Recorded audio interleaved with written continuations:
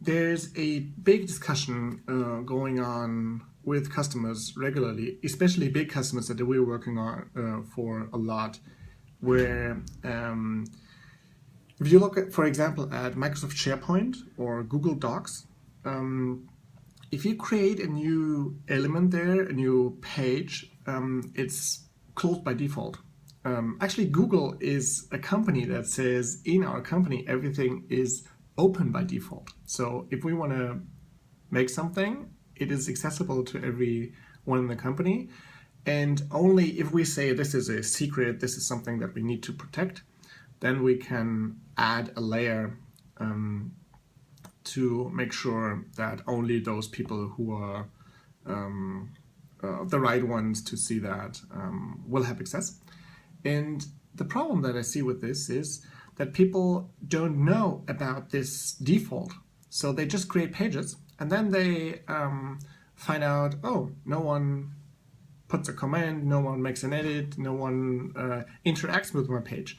And these interactions are very important to make sure that people understand that it's so much better to create a page that people can interact with than to create a document. And if the rights management is closed by default, the likeliness is high that I don't see that. And there's a constant reminder for me how bad this default closed is. Because normally I create my pages, and we all create pages at Seibert Media in Confluence, which is default to open, so everyone can interact with this. But sometimes people create a blog post. So we had one employee who was 6 months in Sydney with Atlassian, and when she came back, she created a blog post in her personal space. And if in Confluence you create a personal space, it's in most cases kind of closed by default. So I could see it, but I couldn't comment, I couldn't edit. So I found an error, but I couldn't edit it. And it was kind of awkward because everywhere in the wiki, normally I can edit the pages.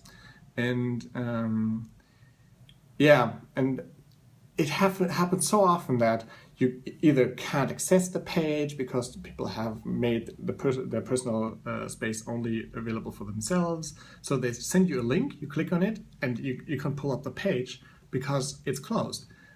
Or you see the page, you can edit it. In this case, I couldn't comment.